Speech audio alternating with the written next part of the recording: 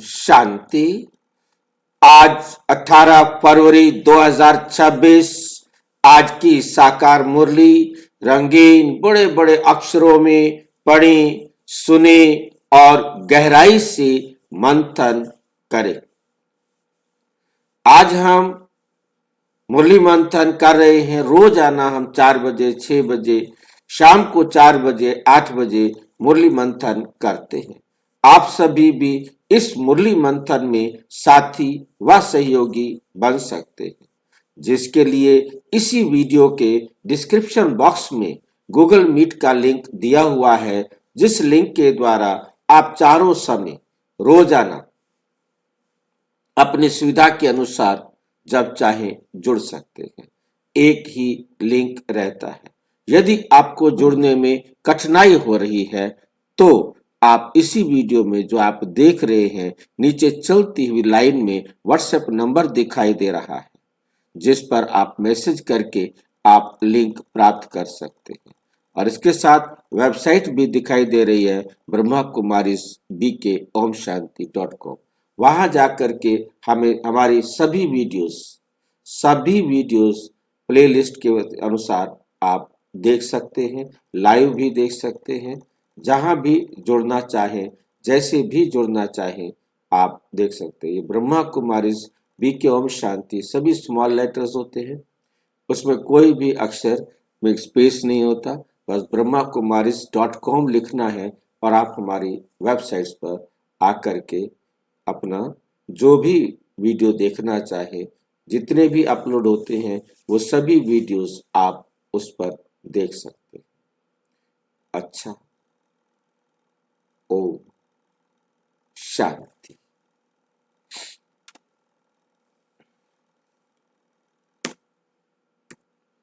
आज की साकार मुरली का सार।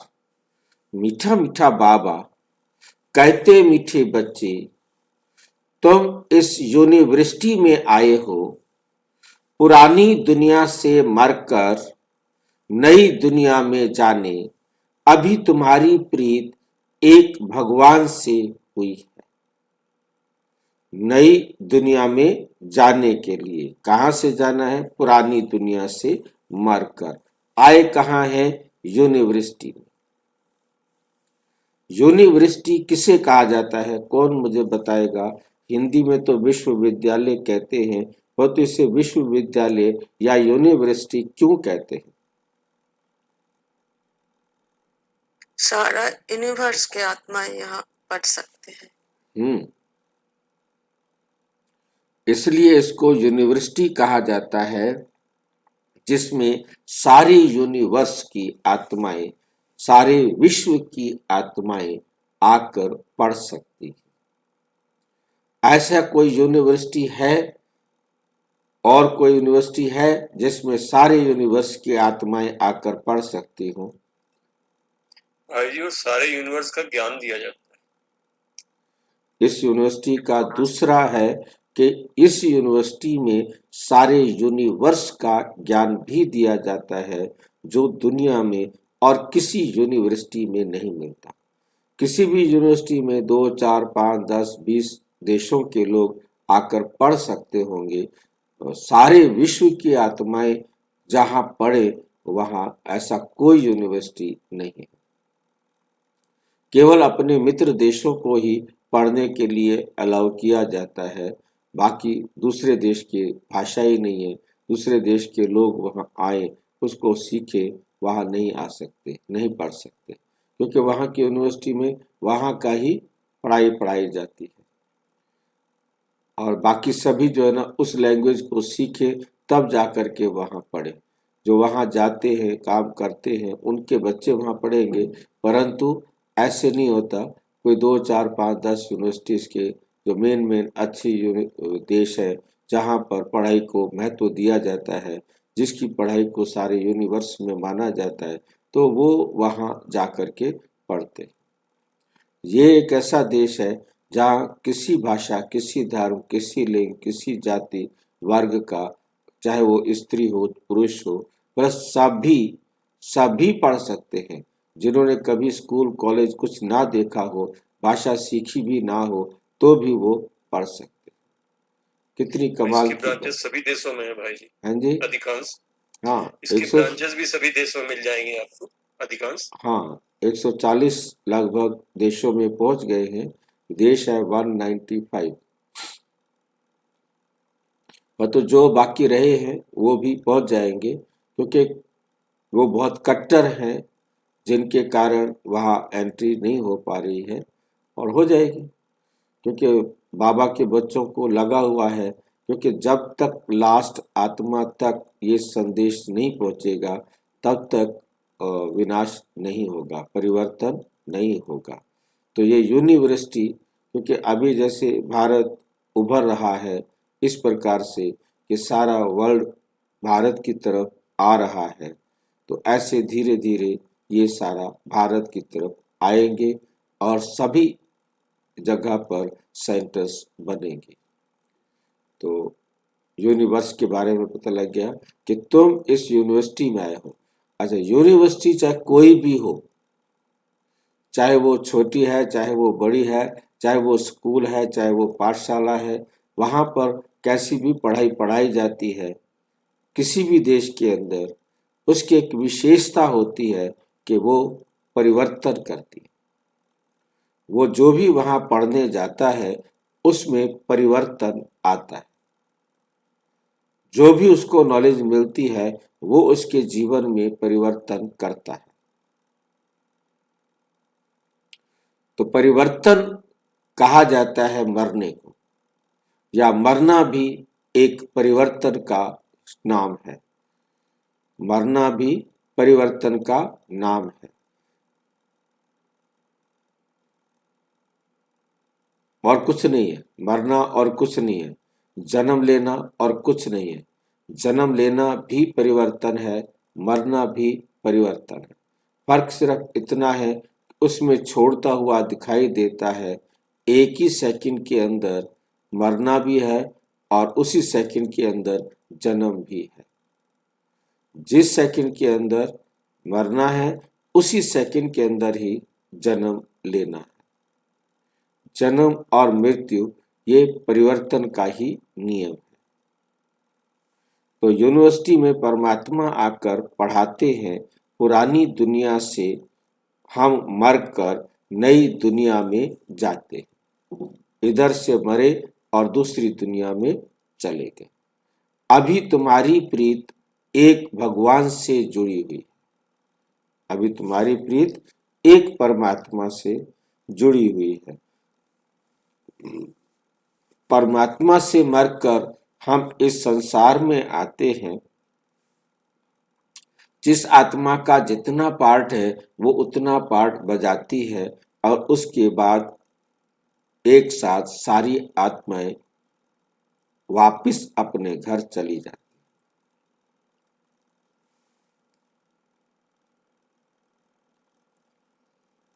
तो ये परिवर्तन होता है। परमात्मा आते हैं नरक से स्वर्ग में ले जाने से, मृत्यु लोक से अमर लोक में ले जाने से, जाने के लिए। प्रश्न, किस विधि से बाप की याद तुम्हें साहूकार बना देती है? कौन सी ऐसी विधि है जिससे हम बाप की याद में तो साहूकार बन जाते हैं? क्योंकि मृत्यु से अमृतत्व को प्राप्त कर लेते हैं।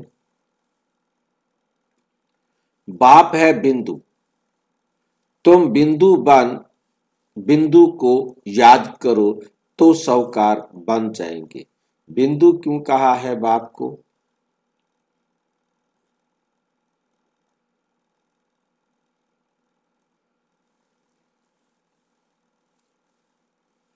बिंदु का क्या मतलब है? बाप है बिंदु।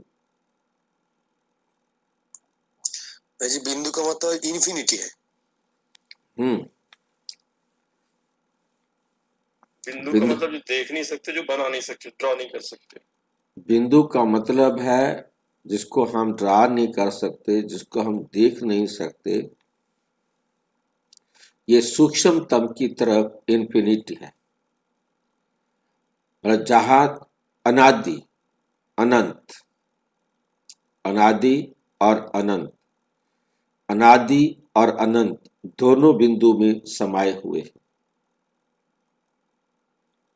माइनस की तरफ से अनादि और प्लस की तरफ से अनंत, चाहे दोनों तरफ में से कहीं से देख ले, बिंदु एक ऐसी इकाई है जो अनंत है, अनादि है। इसी प्रकार से बिंदु में कहा जाता है सिंधु। बाबा है बिंदु ज्ञान का सिंधु, क्योंकि सिंधु को भी अनंत समझा जाता है। हालांकि हम सिंधु का अंत पा लेते हैं, परंतु सिंधु को भी, समुद्र को भी अनंत समझा जाता है। ये शब्द उस समय दिया गया जब सिंधु अनंत होता था। आज हमने सारी पृथ्वी को ही नाप लिया तो समुद्र उसमें क्या बड़ी बात है। किसी भी समुद्र का एरिया निकालना आज हमारे लिए कोई भी टाइम की बात नहीं है। हम बहुत ही जल्दी उस जगह का एरिया निकाल लेते हैं। तो परंतु बाप है बिंदु, गुणों में है सिंधु। तुम बिंदु बन बिंदु को याद करो, अपने आप को आत्मा समझ परमात्मा को याद करो, गुणों के सिंधु को, ज्ञान के सिंधु को याद करो, अर्थात उसकी श्रीमत पर चलो, उसके साथ अपना संबंध जोड़ो। जब कोई सिंधु के साथ अपना संबंध जोड़ेगा तो नेचुरल है कि वो भी सिंधु समान, बिंदु समान, बाप समान बन जाएगा। मेहनत तो करनी पड़ेगी, परंतु वो उतना बिंदु सिंधु के समान बन जाएगा। तो हम क्या होंगे? परमात्मा साहूकार है। हम बेशक गरीब थे, हम परमात्मा के साथ जुड़ गए, हमने अपना संबंध परमात्मा के साथ जोड़ दिया, और जैसे जैसे परमात्मा के साथ हम जुड़ते जाएंगे, हम भी बाप समान साहूकार बन जाएंगे। जैसे एक के साथ बिंदु लगाओ। एक के साथ बिंदु लगाने का मतलब क्या है? बिंदु का मतलब सिर्फ जीरो लगाना नहीं है। बिंदु लगाने का मतलब है बाबा की एक गुण, एक विशेषता अपने साथ जोड़ना, फिर एक और गुण, एक और विशेषता अपने साथ जोड़ना। जैसे जैसे हम एक एक करके गुण या विशेषता, बिंदु अपने अंदर जोड़ते जाएंगे, हम भी सिंधु बन जाएंगे। बाकी ऐसे नहीं है कि जीरो लगाते जाओ। किस चीज की जीरो लगाए? एक एक बूंद, एक एक बिंदु परमात्मा से अपने अंदर जोड़ते जाना है, प्रैक्टिकली जोड़ना है। बिना जोड़े हम सिंधु नहीं बन सकेंगे। ऐसे बाप की याद, ऐसे बाप के साथ संबंध जोड़ने से बिंदु लगती जाती है। एक एक गुण, एक एक शक्ति, एक एक विशेषता, ज्ञान का पॉइंट रोजाना हमारे जीवन में जुड़ता जाएगा। तुम धनवान। बिंदु का फुल स्टॉप भी समझा दीजिए। फुल स्टॉप अलग चीज है। फुल स्टॉप बिंदु को कहते हैं, परंतु बिंदु का वो अलग रूप है। फुल स्टॉप, पूर्ण विराम करने में मेरी जानना चाहिए, कहना चाह रहा था आपसे। मतलब पूर्ण विराम। बाबा से जोड़ के बाबा के रिलेशन में फुल स्टॉप को क्या मतलब होता है, उसको भी एक्सप्लेन कर देते बेहतर रहता। फुल स्टॉप का मतलब हम देखते हैं जीरो में कोई वैल्यू नहीं। जो अनंत, अनादि और अनंत शब्द जीरो के लिए आता है, इन्फिनिट शब्द जब जीरो के लिए आता है, उस जीरो को क्या होता है कि एक से पहले यदि आप एक के बाद लगाएंगे जीरो, वैल्यू बढ़ती जा रही है, परंतु एक से पहले लगाएंगे तो वैल्यू नहीं बढ़ेगी। परंतु यदि हम डॉट लगा दें, फिर हम एक से पहले जीरो जितनी भी लगाएंगे, वो भी उसको अनंत की तरफ वैल्यू बढ़ती जाएगी। जैसे .01, .0001, 00001, मतलब जितना हम डॉट लगाते जाएंगे उधर डॉट के बाद हम 0 लगाएंगे तो उसकी वैल्यू बढ़ती जाती है और इधर उसकी वैल्यू बढ़ती जाती है। बीच में डॉट हो तो दोनों तरफ वैल्यू बढ़ती है। यदि बीच में डॉट नहीं है तो उधर की वैल्यू नहीं बढ़ेगी। ये मैथमेटिक्स का मैथ्स वाला कैलकुलेशन होगा भाई जी। हाँ, मैथ के अंदर मतलब डॉट मैथ्स का होगा। मैं ये कहना चाह रहा था भाई जी हाँ जी। कि जैसे आप बाबा बिंदु है ना, बाबा बिंदु डॉट, तो हम भी नहीं, अगर बिंदु हर चीज डॉट में नहीं, डॉट ये लगाते जाएंगे बाबा का ज्ञान लेते भाई जी नहीं, डॉट डॉट डॉट नहीं, नहीं नहीं, तो हम भी बाबा जैसे बिंदु बन जाएंगे, सब बिंदु कुछ का स्टॉप हो मतलब जाएगा, जीरो। स्टॉप हो जाएगा। भाई जी, बिंदु का मतलब जीरो, बिंदु का मतलब डॉट, दो मतलब है। एक हाँ बिंदु का अर्थ है डॉट, एक बिंदु का अर्थ है जीरो। हाँ ठीक है नहीं? जीरो जो है इन्फिनिट है अपने आप में, जीरो की वैल्यू सभी से ज्यादा है, परंतु डॉट लगने पर ये एक्यूरेट फार्मूला बनता है। जब तक डॉट का फार्मूला नहीं था और जो हमारे गणित के भारत के अंदर जो हुए थे, उन्होंने इसी बात को कहा था कि जीरो की भी वैल्यू है। टीचर परेशान हो गया, बोला जीरो की कोई वैल्यू नहीं थी। बोला नहीं, जीरो की वैल्यू होती है। और उसने जीरो की वैल्यू निकाली और डॉट लगा के बताया कि ये देखो। उस टाइम तो वो भी नहीं स्पष्ट कर पाया कि क्या वैल्यू है, क्योंकि वो स्टूडेंट था। परंतु आगे चलकर उसने उस जीरो की वैल्यू को निकाला और डॉट लगा के दिखाया कि देखो अब इसकी वैल्यू बनती है।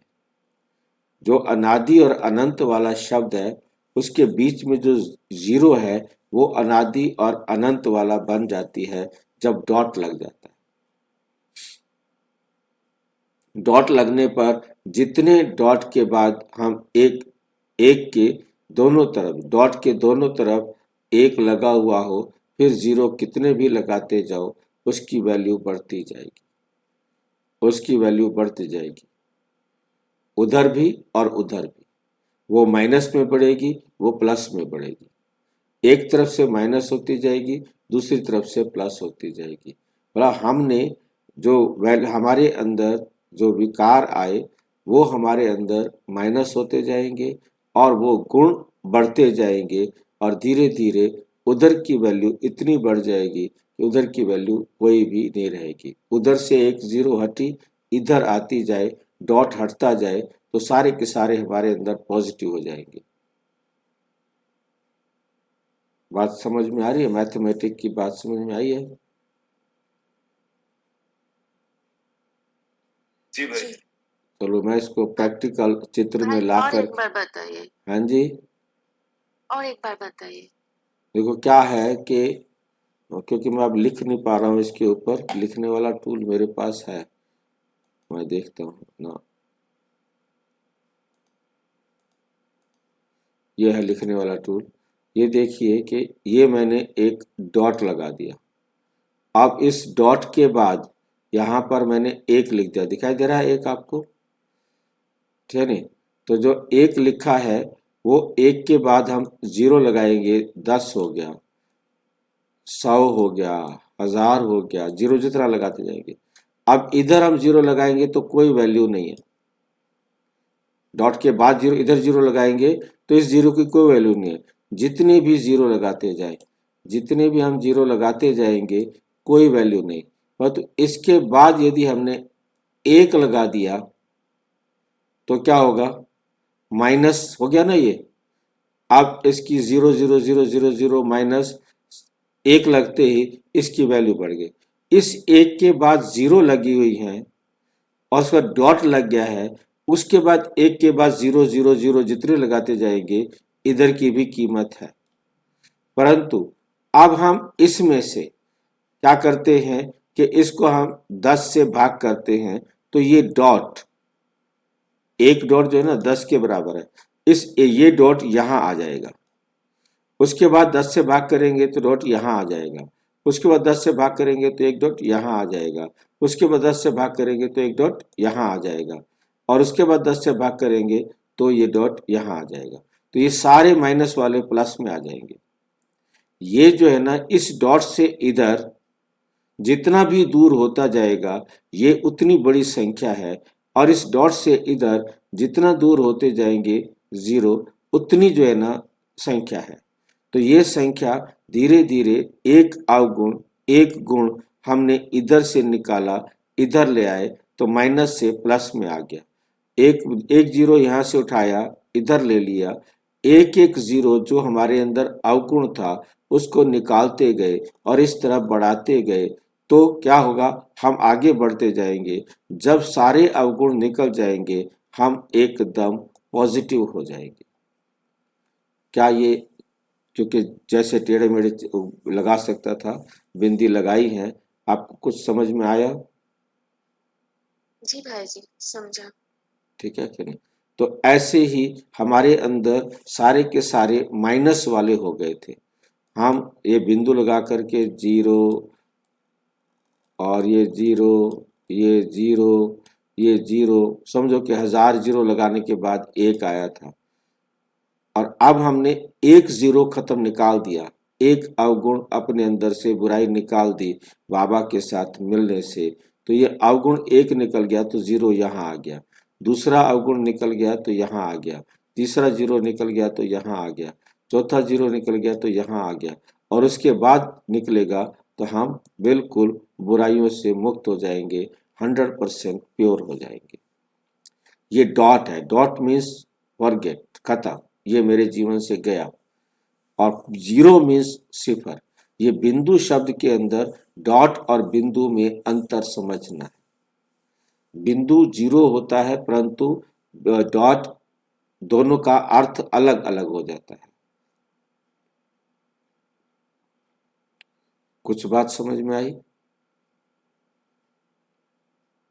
जी भाई जी। क्या समझ में आया, थोड़ा बताओ।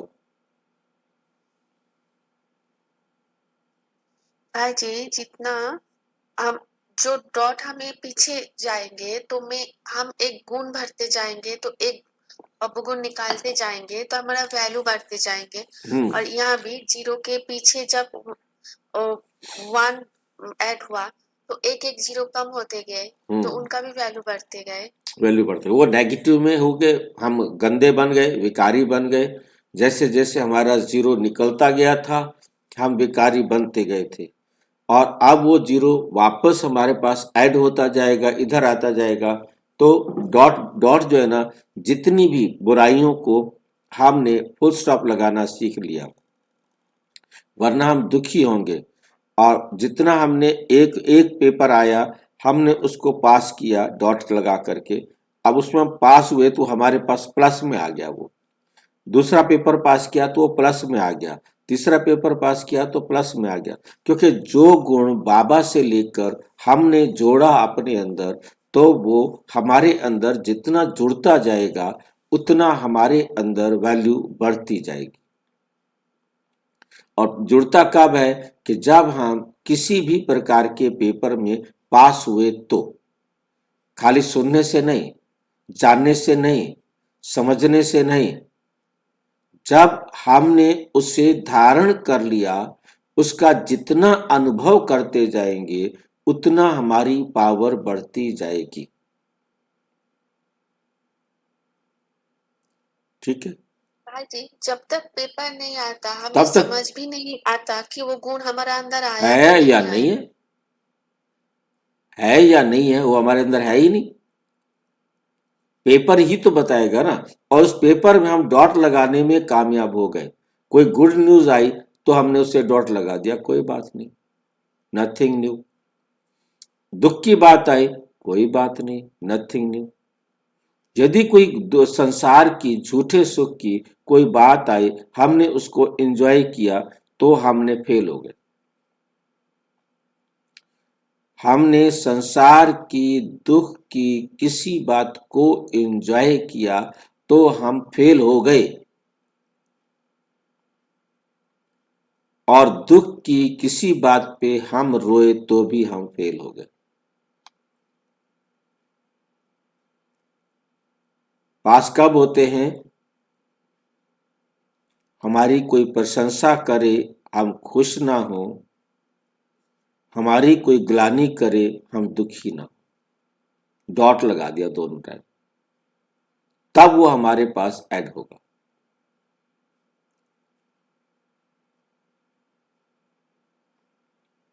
डॉट का मतलब समझ में आया?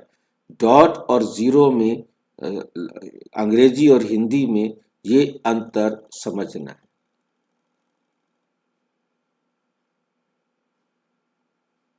किसी को कोई प्रश्न है तो पूछो।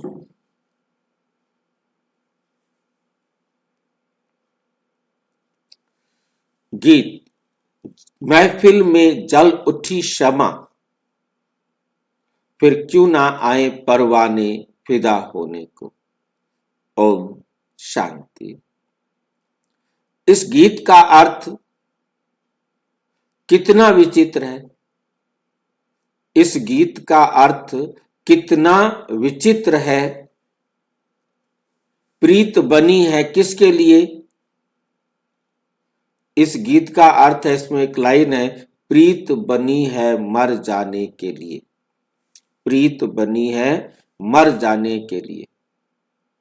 मुझे फिल्म का नहीं पता, फिल्म के गाने का भी मुझे नहीं पता कि वहां क्या अर्थ लिया गया है, परंतु यहाँ जो लाइन बाबा ने दी है हमारे सामने, महफिल में जल उठी शमा, फिर क्यों ना आए परवाने फिदा होने के लिए, प्रीत बनी है मर जाने के लिए। प्रीत बनी है मर जाने के लिए, मतलब प्रीत होती ही तब है जब मर जाओ। जब तक आप मरे नहीं तो प्रीत नहीं बनी। दुनिया वाले ये अर्थ ले पाए हैं या नहीं ले पाए हैं मुझे नहीं पता, परंतु बाबा जो हमें अर्थ दे रहे हैं वो ये है कि प्रीत का मतलब ही होता है मर जाना। परिवर्तन। प्रीत का मतलब है जिससे हमने प्यार किया हम उस जैसे बन जाए। संपूर्ण समर्पण। हाँ, प्रीत बनी, प्रीत होती तब है। हाँ, अदरवाइज प्रीत है ही नहीं वो। अदरवाइज प्रीत है ही नहीं। वो तो सौदा है, कॉन्ट्रैक्ट है। कॉन्ट्रैक्ट है, मतलब वहां झगड़े रहते हैं। जहां प्रीत होती है, रूल वायलेट करेंगे झगड़ा हो जाएगा। हाँ जी, कॉन्ट्रैक्ट का रूल वायलेट करेंगे झगड़ा हो जाएगा। हाँ, मतलब प्रीत का मतलब ही होता है अभी तुम्हारी शादी हो गई है, अब तुम्हारे हमारे से कोई रिश्ता नहीं, अब तो हमारे से मर गई। लड़की को कहते थे अब तेरा ये घर दरवाजा बंद, अब तेरा घर ससुराल है, वहां से तेरी अर्थी उठेगी, बस अब तेरा हमारे से कोई मतलब नहीं।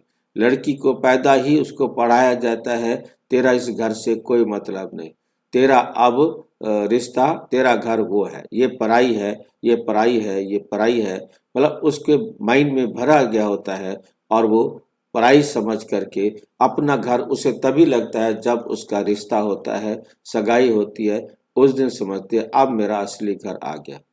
और लड़की के अंदर भी एक भावना बन जाती है कि मेरा असली घर वही है, अब मुझे उसे अपना घर बनाना है। वो उसी प्रकार से ही अब माइंड प्रिपेयर कर लेती है, जो भी थोड़ा बहुत टाइम लगता है, और वो उस अपने घर में ही सारी सुविधाओं को इकट्ठा करने की सोचती है।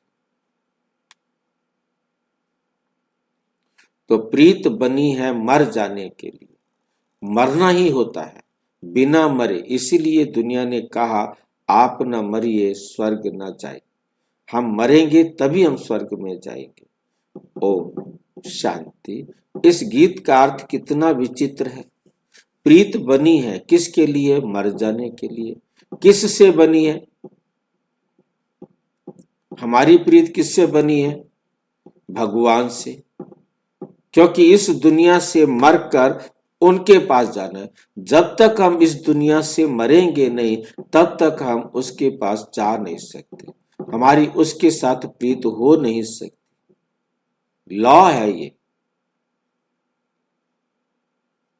इसको लॉ ऑफ अट्रैक्शन कहते हैं। ये है लॉ ऑफ अट्रैक्शन कि जिससे हमारी प्रीत होती है हम उधर बढ़ते हैं, उधर जाते हैं। यदि हमें हमारी परमात्मा से प्रीत है तो हमारे अंदर परमात्मा की तरफ जाने का रास्ता खुल जाएगा, हम जाएंगे, नहीं तो नहीं जाएंगे।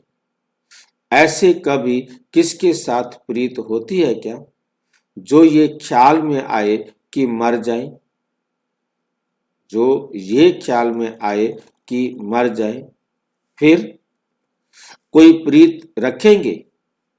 प्रीत का अर्थ कितना वंडरफुल है। क्षमा से परवाने प्रीत रख फेरी पहन जल मरते हैं। प्रीत रख फेरी पहन जल मरते हैं।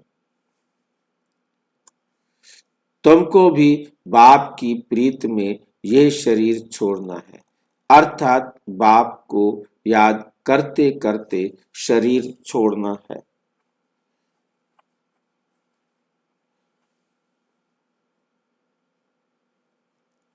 ये गायन सिर्फ एक के लिए है। वे बाप जब आता है तो उनसे प्रीत रखते हैं। उनको इस दुनिया से मरना पड़ता है। भगवान से प्रीत रखते हैं तो मरकर कहाँ जाएंगे?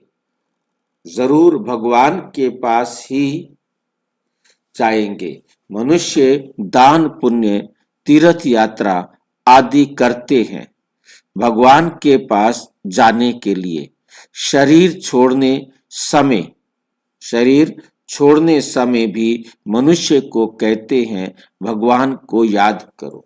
भगवान कितना नामी ग्रामी है। वह आते ही हैं तो सारी दुनिया को खत्म कर देते हैं।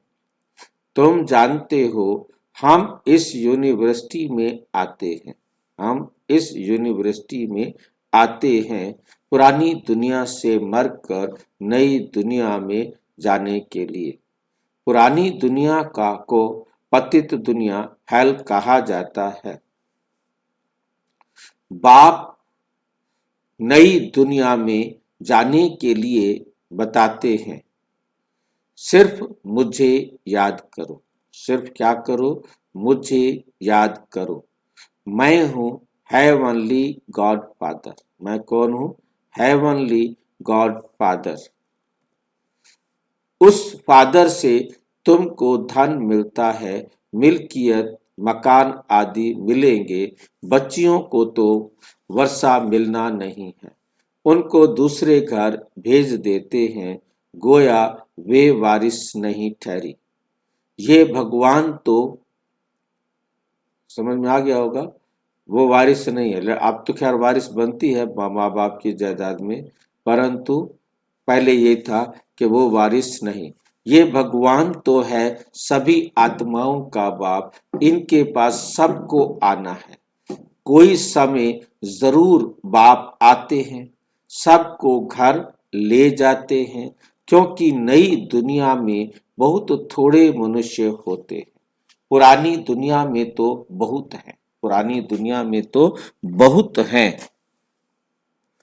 नई दुनिया में मनुष्य भी थोड़े और सुख भी बहुत थोड़ा होता है। सॉरी, नई दुनिया में मनुष्य थोड़े होते हैं और सुख बहुत होता है। पुरानी दुनिया में बहुत मनुष्य हैं और नहीं तो दुख भी बहुत है। पुरानी दुनिया में मनुष्य बहुत है, दुख भी बहुत है। आप वो जीरो वाली बात को समझ रहे होंगे।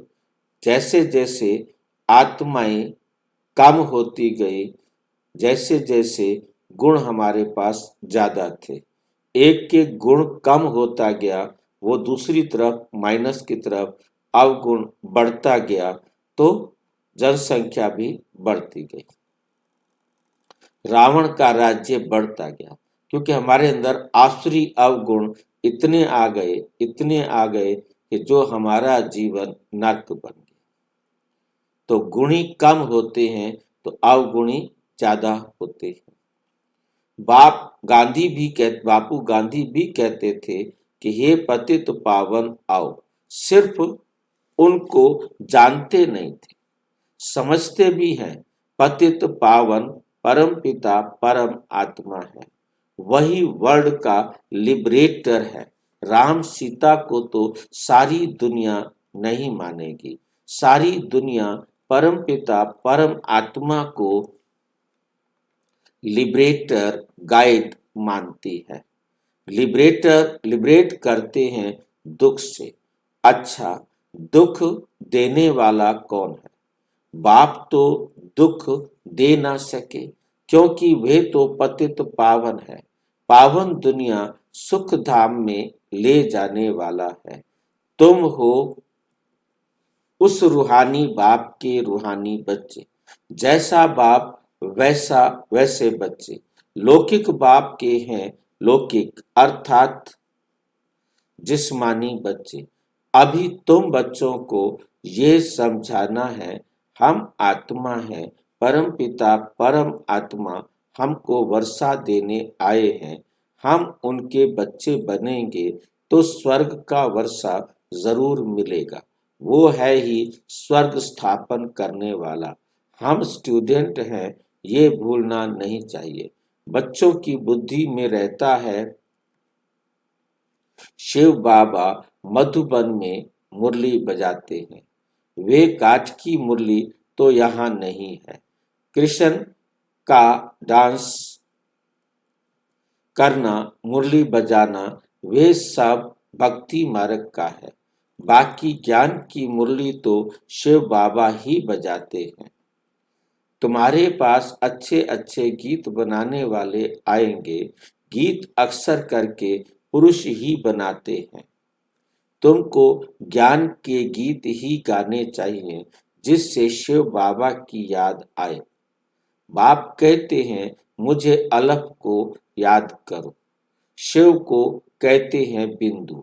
व्यापारी लोग बिंदु लिखेंगे तो कहेंगे शिव। एक के आगे बिंदु लिखो तो 10 हो जाएगा। फिर बिंदु लिखो तो 100 हो जाता है। फिर बिंदु लिखेंगे तो 1000 हो जाएगा।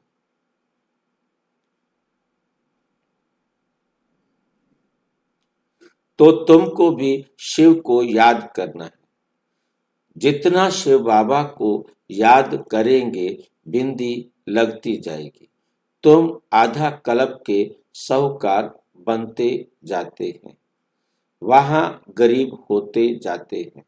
वहां क्या होते जाते हैं? गरीब होते जाते हैं। क्या समझ में आया? तुम आधा कल्प के लिए साहूकार बन जाते हो और जब क्या होता है, नर्क शुरू होता है तो वहां गरीब होता है। नर्क में क्या आते हैं? गरीब होता है, होता ही नहीं। अच्छा, सतयुग में कोई गरीब होता ही नहीं, सब सुखी रहते हैं। दुख का नाम नहीं, दुख का नाम नहीं। बाप की याद से विकर्म विनाश होते जाएंगे। तुम बहुत धनवान बनेंगे। इसको कहा जाता है सच्चे बाप द्वारा सच्ची कमाई, यही साथ चलेगी। सच्चे बाप द्वारा सच्ची कमाई यही साथ चलेगी। मनुष्य सब खाली हाथ जाते हैं। हाँ जी, मतलब जितना हम बाबा को याद करेंगे, बिंदु लगाते जाएंगे, उतना हमारा जीरो का वैल्यू बढ़ते जाएंगे। उतना देखो ना क्या होता है, हम माइनस में होते हैं तो उसका चित्र मैं दोबारा से फिर आपको समझाऊंगा। क्योंकि अब मान लो मेरे पास 10 के साथ बिंदी और फिर मेरे उसके पास जो है ना 100 बिंदियां लगाकर 1 लिखा हुआ है। समझ में आई ये बात? दोनों तरफ बिंदी के 1 होना मतलब वैल्यू रखता है। 1 नहीं है तो 0 की कोई वैल्यू नहीं है। अब इधर सिर्फ 100 लिखा हुआ है या 10 लिखा हुआ है और इधर जो है ना 10 बिंदियां लगाने के बाद 1 लिखा हुआ है। अब हमने अपने अंदर एक अवगुण को, एक दुख को या एक पेपर को पास किया तो वो डॉट वहां से एक बिंदी आगे चली जाएगी। अब इधर 100 हो गया, उधर 9 बिंदियां हो गई। अब उसके बाद हमने एक अवगुण को, एक बुराई को अपने जीवन से निकाला, पॉजिटिव अपने में जोड़ा तो वो एक बिंदी और आगे चली गई। तो इधर 1000 हो गया, उधर 8 बिंदी हो गई। अब इधर हमने एक और पॉजिटिव किया तो इधर 10,000 हो गया, उधर एक बिंदी कम होती जाएगी। बोला वो माइनस में होता है, जो डॉट के बाद होता है वो माइनस वाला होता है और जो डॉट से पहले होता है वो प्लस वाला होता है। अब 10 से 100 हो गया ना, 1000 हो गया ना, 10,000 हो गया ना। जितनी हम अवगुणों को, बुराइयों को जीतते जाएंगे हम अपने अंदर पॉजिटिव बनते जाएंगे। जितना हम पॉजिटिव होंगे उतना हम सतयुग में, स्वर्ग में आने के लायक बनेंगे। माइनस तो आना ही आना है, वो तो जब भी होगा हम गिरते जाएंगे। हमारे साथ से जीरो कम होती जा रही है तो जीरो उधर बढ़ती जा रही है, माइनस में जीरो बढ़ती जा रही है तो हम रावण के राज्य में जा रहे हैं, और प्लस में बढ़ती जा रही है तो हम बाबा के पास जा रहे हैं। इस पर क्वेश्चन बना के फिर से मैं इसको पूरे क्वेश्चन में सारा सिस्टमेटिक मैं आपको समझाऊंगा, क्योंकि चित्र में बनाना पड़ेगा, लिखना पड़ेगा, क्या कहाँ माइनस हो रहा है, कहाँ प्लस हो रहा है, तो समझ में आएगा। बाप को याद करना है। बाप ने समझाया है प्योरिटी होगी तो पीस प्रॉस्पेरिटी मिलेगी। तुम आत्मा पहले प्योर थी फिर इम्प्योर बनी हो। सन्यासियों को भी सेमी प्योर कहेंगे, सेमी मतलब आधे। तुम्हारा है फुल सन्यास, तुम जानते हो वे कितना सुख लेते हैं। थोड़ा सुख है फिर तो दुख ही दुख है। आगे वे लोग सर्वव्यापी नहीं कहते थे, सर्वव्यापी कहने से गिरते जाते हैं। परमात्मा को सर्वव्यापी कहा और वो गिरते गए। दुनिया में अनेक प्रकार के मेले लगते हैं, क्योंकि आमदनी तो होती है ना, आमदनी तो होती है ना, ये भी उन्हों का धंधा है। कहते हैं धंधे सब में धूल, बिगर धंधे नर से नारायण बनने के। यह धंधा कोई विरला करे। बाप का बनकर सब कुछ देह सहित बाप को दे देना है, क्योंकि तुम चाहते हो नया शरीर मिले। बाप कहते हैं तुम कृष्णपुरी में जा सकते हो, परंतु आत्मा जब तमो प्रधान से सतो प्रधान बने, कृष्णपुरी में ऐसे नहीं कहेंगे हमको पावन बनाओ। यहाँ सभी मनुष्य मात्र पुकारते हैं हे लिबरेटर आओ, इस पाप आत्माओं की दुनिया से हमको लिबरेट करो, हमको लिबरेट करो, मुक्त करो। अभी तुम जानते हो बाप आया है हमको अपने साथ ले जाने। वहां जाना तो अच्छा है ना, वहां जाना तो अच्छा है ना। मनुष्य शांति चाहते हैं, अब शांति किसको कहते हैं? कर्म बिगर तो कोई रह ना सके।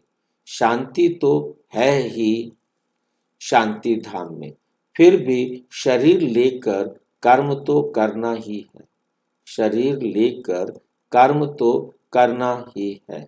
सतयुग में कर्म करते हुए भी शांति रहती है। अशांति में मनुष्यों को दुख होता है, अशांति में मनुष्यों को दुख होता है। इसलिए कहते हैं शांति कैसे मिले, क्योंकि दुखी हैं बेचारे, वो चाहते हैं शांति कैसे मिले। अभी तुम बच्चे जानते हो शांति धाम तो हमारा घर है। शांति धाम क्या है? हमारा घर है। सतयुग में शांति भी है, सुख भी है, सब कुछ है। अब वे चाहिए या सिर्फ शांति चाहिए? अब वो चाहिए या सिर्फ शांति चाहिए? यहाँ तो दुख है, इसलिए पतित पावन बाप को भी यहाँ पुकारते हैं। भक्ति करते ही हैं भगवान से मिलने के लिए। भक्ति किस लिए करते हैं? भगवान से मिलने के लिए। भक्ति भी पहले अव्यभिचारी फिर व्यभिचारी होते हैं। व्यभिचारी भक्ति में देखो क्या करते हैं, व्यभिचारी भक्ति में क्या करते हैं? सीढ़ी में कितना अच्छी तरह से समझाया है। देखा है सीढ़ी के चित्र में व्यभिचारी भक्ति में क्या करते हैं?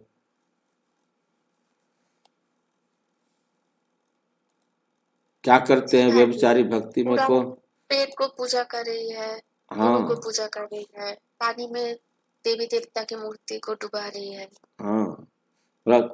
तब हम क्या करना शुरू कर देते हैं, पत्थर की मूर्तियां बना करके उनकी पूजा करना शुरू कर देते हैं।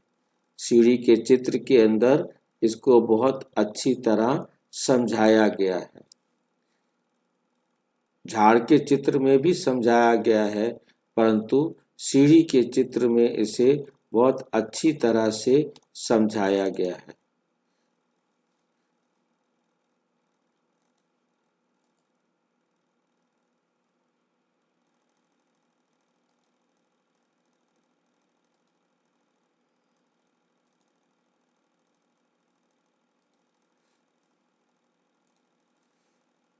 देख रहे हैं ये सीढ़ी का चित्र है।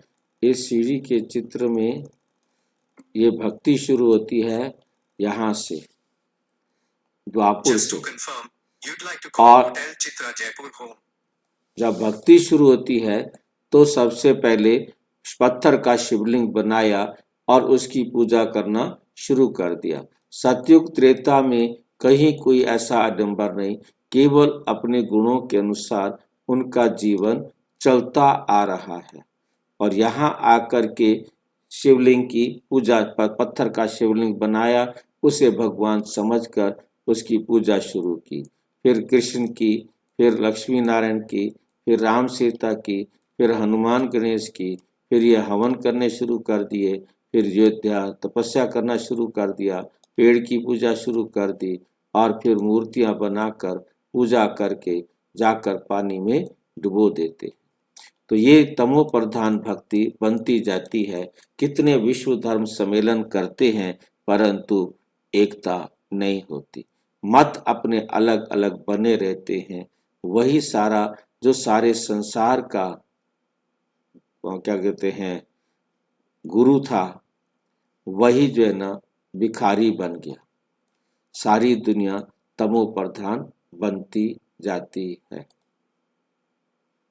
सीढ़ी में कितना और अच्छा, वो कांटे का ऊपर लेटा है, उसका मतलब क्या है? पहले विश्व भारत सोने की चिड़िया था, मीन्स सारे संसार को देने वाला था। आज वो क्या बन गया है, क्योंकि ज्ञान सिर के नीचे रखा है। उस चित्र को ध्यान से देखेंगे, जब हम प्रदर्शनी समझाते थे तो एक एक बात समझानी होती थी। तो ये जो है ना देख रहे हैं आप कि किताब जो है ना सिर के नीचे रखा हुआ है। ज्ञान अब किताबों में रह गया है, कांटों की सेज पर सोया पड़ा है, मीन्स दुखी है। और फिर धन का अभाव हो गया है, पूरे वर्ल्ड से बैंक क्या बोलते हैं कर्जा लेता रहता है, भीख मांगता रहता है। तो हमारी हालत जिस टाइम ये हमारी प्रदर्शनी बनी है उस समय हमारी हालत बहुत बहुत खस्ता हो गई थी। खाने के लिए भी हमारे पास अनाज नहीं था। अनाज मांगने के लिए अमेरिका के पास जाना पड़ा था।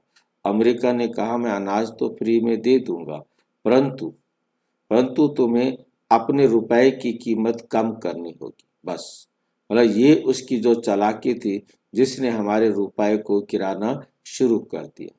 तो रुपया इसलिए गिरता गया। तो रुपया की कीमत उस समय मतलब उस समय तो 1 पैसा कम किया था, परंतु धीरे धीरे कमती होता ही गया और इसलिए डॉलर की कीमत बढ़ती गई और हमारी वैल्यू कम होती गई। क्योंकि यही अमेरिका की एक चालाकी रही कि उसने सभी दुनिया की करेंसी को क्या किया, डाउन किया और तुम्हारी वैल्यू कम है, तुम्हारी वैल्यू कम है। उस वैल्यू कम होने के कारण हमारा उसका डॉलर महंगा होता गया और हमारा गिरता गया। हम पूरे विश्व के सोने की चिड़िया थे, सारे विश्व को हम देने वाले थे और आज हमारी हालत ये हो गई है कि हम दुनिया से मांग रहे हैं। अब क्योंकि उस समय हम थे, अब हमने उस अवस्था को प्राप्त करना है। आज हम विश्व की मतलब क्या बोलते हैं चौथी अवस्था बन गए हैं, तो धीरे धीरे अंत तक हम पहली टॉप पर आ जाएंगे। यह हमारा आर्थिक रूप से हमारी अवस्था इतनी मजबूत हो जाएगी, तभी हम घर जाएंगे। क्योंकि अभी पहले हम जब मोदी जी आए थे तो हम 11वें नंबर पर थे। अब मोदी जी के 11वें नंबर से अब देखो 11 साल के अंदर जितना समय हो गया है मोदी जी को आए हुए, तो भारत फिर से कम होते नीचे उतरते उतरते अपनी पोजीशन को सुधारते सुधारते आज चौथी अवस्था पर पहुंच गया है। तो कुछ ही टाइम में हम तीसरी अवस्था को भी प्राप्त करेंगे। जैसे और बढ़ेंगे तो अमेरिका हमारे आगे ही फेल होगा और तभी विनाश होगा और हम उस टॉप पोजीशन को प्राप्त करेंगे भारत की।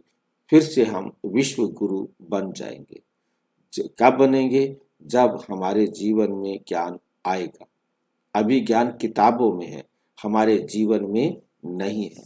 बहुत गहरी फिलोसफी है, क्योंकि एक चित्र पर समझाना शुरू करेंगे तो काफी टाइम लग सकता है। अच्छा, भाई जी, आप जैसे प्रदर्शनी में समझाते थे, एक दिन ऐसे क्लास इधर भी लीजिए ना। प्रदर्शनी पर कितना मतलब कैसे समझाऊं? मतलब मेरा टाइम कितना लगता है मुझे नहीं पता लगता ना। तो इसमें टाइम मुरली का टाइम है ना, इसलिए टाइम को मतलब प्रदर्शनी में समझाता था, मुझे इतना पता है कि कब कितना टाइम गुजर जाएगा मुझे नहीं पता। सामने वाला कितना पेशेंस रखता है, उसको कितना समझाया जा सकता है, वो समझा सकते हैं। मतलब भाई बहुत जी, कुछ है, इतनी एक दिन डीप। शाम को क्लास या 4 बजे का क्लास या 8 बजे का क्लास में आप एक क्लास लीजिए ना। चलो देखते बनाएंगे प्रोग्राम, क्योंकि इसके लिए क्या है कि बहुत पेशेंस चाहिए और सामने क्वेश्चन पूछने वाला भी चाहिए। तो इसीलिए वही क्वेश्चन भी लगभग उसी प्रकार से होते हैं, छोटे छोटे। क्योंकि मैंने देखा है कि मैं किसी भी चित्र पर समझाने लगते हैं तो बहुत बहुत कुछ निकलता है, बहुत कुछ निकलता है। हाँ जी, बाबा हमें की ये जानना है। चित्र बहुत गुह्य है। हाँ जी, आप ये क्लास लीजिएगा, जानना है डिटेल्स में। चलो देखते बनाएंगे प्रोग्राम। जी। व्यभिचारी होती है, व्यभिचारी भक्ति में देखो क्या क्या करते हैं। सीढ़ी में कितना अच्छा दिखाया हुआ है, परंतु पहले पहले तो सिद्ध करना चाहिए भगवान कौन है। श्री कृष्ण को ऐसा किसने बनाया? श्री कृष्ण को ऐसा किसने बनाया? आगे जन्म में कौन था? समझाने की बड़ी युक्ति चाहिए।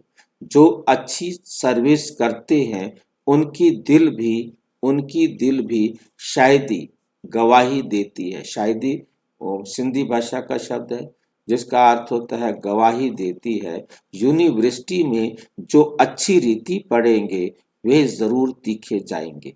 नंबर वार तो होते ही हैं, कोई डल हेड भी होते हैं। शिव बाबा को शिव बाबा को आत्मा कहती है मेरी बुद्धि का ताला खोलो, मेरी बुद्धि का ताला खोलो। बाप कहते हैं बुद्धि का ताला खोलने के लिए ही तो आया हूं, परंतु तुम्हारे कर्म ऐसे हैं जो कैसे हैं, जो ताला खुलता ही नहीं। फिर बाबा क्या करेंगे? बहुत पाप कर किए हुए हैं, अब बाबा उनको क्या करेंगे? टीचर को अगर स्टूडेंट कहे कि हम कम पढ़ते हैं तो टीचर क्या करेंगे? टीचर कोई कृपा तो नहीं करेंगे, करके उसके लिए एक्स्ट्रा टाइम रखेंगे। वे तो तुमको मना नहीं है, प्रदर्शनी खुली पड़ी है, बैठकर प्रैक्टिस करो। बाबा इसलिए कहते हैं, बाबा कहते बच्चे जाओ, तुम्हारे योग नहीं लग रहा है, आप प्रदर्शनी के चित्र के आगे बैठ जाओ और उसमें देखो क्यों क्यों क्या समझाया है इस चित्र के अंदर। तो आपको बहुत कुछ अपने आप ही समझ में आता जाएगा। भक्ति मार्ग में तो कोई कहेंगे माला फेरो, कोई कहेंगे ये मंत्र याद करो। यहाँ तो बाप अपना परिचय देते हैं, बाप को याद करना है जिससे वर्षा मिल जाता है। तो अच्छी तरह से बाप से पूरा वर्षा लेना चाहिए ना। इसमें भी बाप कहते हैं विकार में कभी नहीं जाना, थोड़ा भी विकार की टेस्ट बैठी तो फिर वृद्धि हो जाएगी।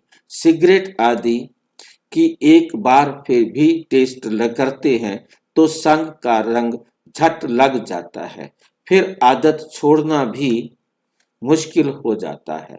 बहाना कितना करते हैं, आदत कोई नहीं पड़नी चाहिए। छी आदतें भी मिटानी हैं। बाप कहते हैं, जीते जी शरीर का भान छोड़ मुझे याद करो। देवताओं को भोग हमेशा पवित्र ही लगाया जाता है, तो तुम भी पवित्र भोजन खाओ।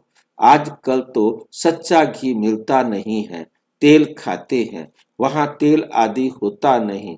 यहाँ तो डेयरी में देखो प्योर घी रखा है, झूठा भी रखा है। दोनों पर लिखा हुआ है प्योर घी। दाम में फर्क पड़ जाता है। अब तुम बच्चों को फूल माफिक खिला खिला हुआ हर्षित रहना चाहिए। जैसे फूल खिला रहता है, ऐसे तुम भी खुश रहने चाहिए। स्वर्ग में तो नेचुरल ब्यूटी रहती है। वहां प्रकृति भी सतो प्रधान हो जाती है। प्रकृति भी क्या हो जाती है? सतो प्रधान हो जाती है। लक्ष्मी नारायण जैसी नेचुरल ब्यूटी यहाँ कोई बना ना सके। नेचुरल ब्यूटी कोई यहाँ बना ना सके। उनको इन आंखों से कोई देख थोड़े ही सकते हैं। हाँ, साक्षात्कार होता है, परंतु साक्षात्कार होने से कोई हूबहू चित्र बना थोड़े ही सकेंगे। हाँ, कोई आर्टिस्ट को साक्षात्कार होता जाए और उसी समय बैठ बनाए, परंतु है बड़ा मुश्किल। तो तुम बच्चों को बहुत नशा रहना चाहिए। अभी हमको बाबा लिए आया है। अभी बाबा क्या करने आए हैं? हमें घर ले जाने के लिए आया है। बाप से हमको स्वर्ग का वर्षा मिलना है। अभी हमारे 84 जन्म पूरे हुए। ऐसे ख्याल बुद्धि में आने चाहिए। ऐसे ख्यालात क्या होने चाहिए? बुद्धि में आने चाहिए। विकार का जरा भी ख्याल नहीं आना चाहिए। बाप कहते हैं, काम महाशत्रु है। द्रौपदी ने भी इसलिए पुकारा है ना। उनको कोई 5 पति नहीं थे। वे तो पुकारती थी कि हमको ये दुशासन नंगन करते हैं, इससे बचाओ। फिर 5 पति कैसे हो सकते हैं? ऐसी बात हो नहीं सकती। घड़ी घड़ी तुम बच्चों को नई पॉइंट्स मिलती है। घड़ी घड़ी तुम बच्चों को नई पॉइंट्स मिलती रहती हैं। तो चेंज करना पड़े, कुछ ना कुछ चेंज कर अक्षर डाल देना चाहिए।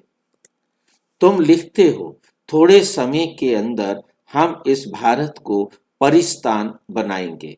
तुम चैलेंज करते हो, बाप कहेंगे बच्चे से, सन शोज फादर, फादर शोज सन। फादर कौन सा? शिव और सालिग्राम गायन है इनका। शिव बाबा जो समझाते हैं उस पर फॉलो करो। फॉलो फादर भी गायन उनका है। लौकिक फादर को फॉलो करने से तुम पतित बन जाते हो।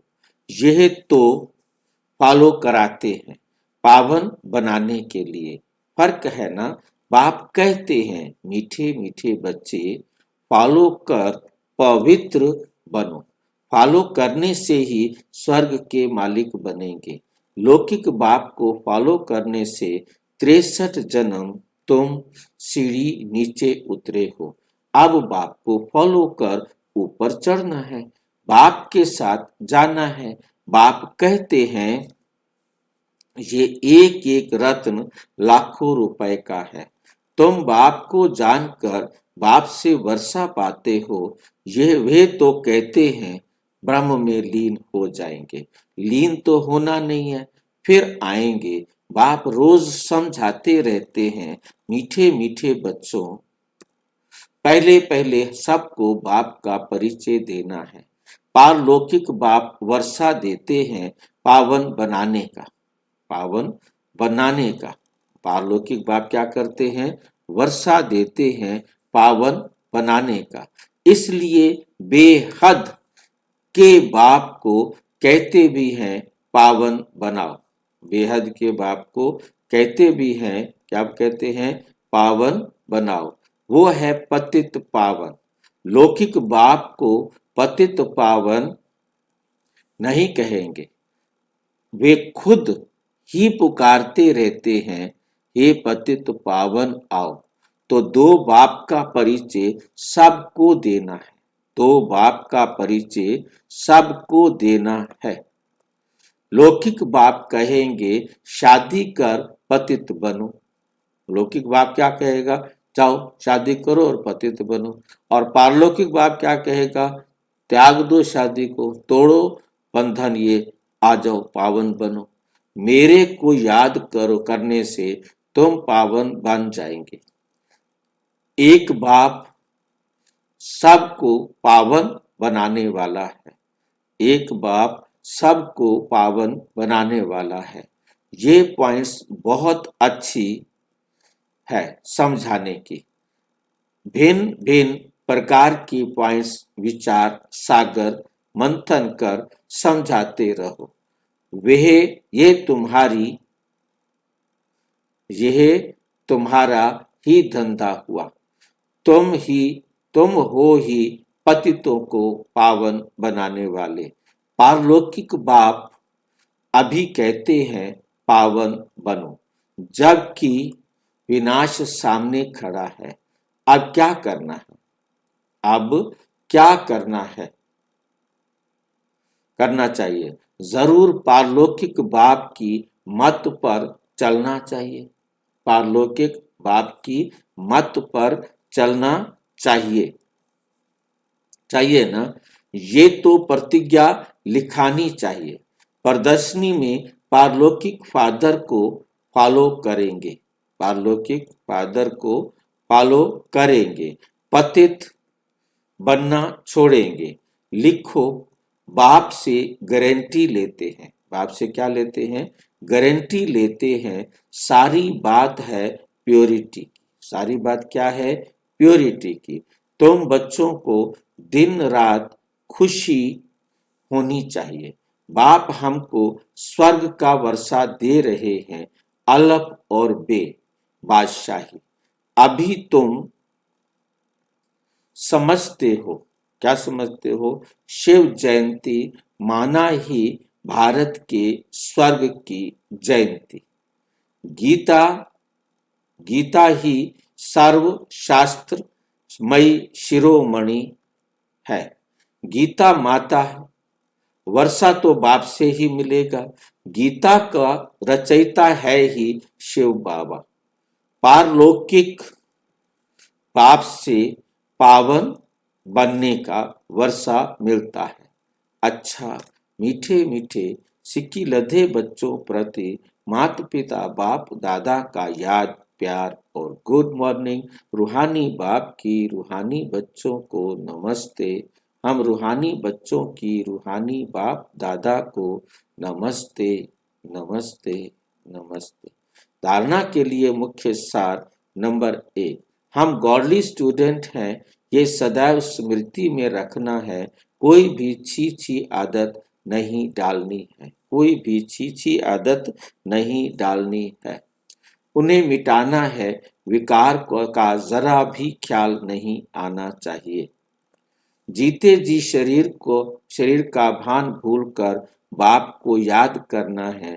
भिन्न भिन्न पॉइंट्स विचार सागर मंथन कर पतितों को पावन बनाने का धंधा करना है। वरदान, संतुष्टता के त्रिमूर्ति सर्टिफिकेट द्वारा सदा सफलता प्राप्त करने वाले उच्च पद के अधिकारी भाव। सदा सफल होने के लिए बाप और परिवार से ठीक कनेक्शन चाहिए। हर एक को 3 सर्टिफिकेट लेने हैं। बाप और परिवार को संतुष्ट करने के लिए छोटी सी बात याद रखो कि रिगार्ड देने का रिकॉर्ड निरंतर चलता रहे।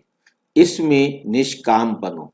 बाप को संतुष्ट करने के लिए सच्चे बनो।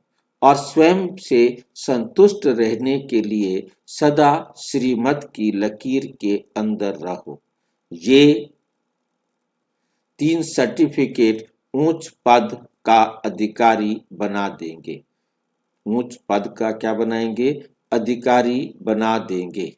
स्लोगन, जो चित्रों को ना देख चैतन्य और चरित्र को देखते हैं, जो चित्र को नहीं देखते, चैतन्य और चरित्र को देखते हैं, वही श्रेष्ठ चित्रवान है। चित्र माना देह, जो इस देह को नहीं देखते, उस चैतन्य आत्मा को देखते हैं और उस आत्मा के चरित्र को देखते हैं, वही श्रेष्ठ चरित्रवान है। वही श्रेष्ठ चरित्रवान है। ये अव्यक्त इशारे एकता और विश्वास की विशेषता द्वारा सफलता संपन्न बनो। जैसे सर्व आत्माओं को ज्ञान की रोशनी देने के लिए सदैव शुभ भावना व कल्याण की भावना रखते हो, ऐसे अपने इस दैवी संगठन को भी एक रस स्थिति में स्थित कर संगठन को शक्ति को बढ़ाने का प्रयत्न करो। तब आपके इस दैवी संगठन की मूर्ति में एकता और एक रस स्थिति का प्रत्यक्ष रूप में साक्षात्कार होगा।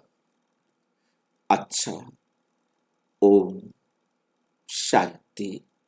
और विस्तार से जानने के लिए प्रजापिता ब्रह्मा कुमारी ईश्वरीय विश्वविद्यालय के किसी भी सेवा केंद्र पर संपर्क करें और यदि कोई प्रश्न है तो 9213106986 पर आरटीआई करें या टेलीग्राम पे करें 9650692270 पर केवल व्हाट्सएप करें, फोन नहीं। ओम शांति।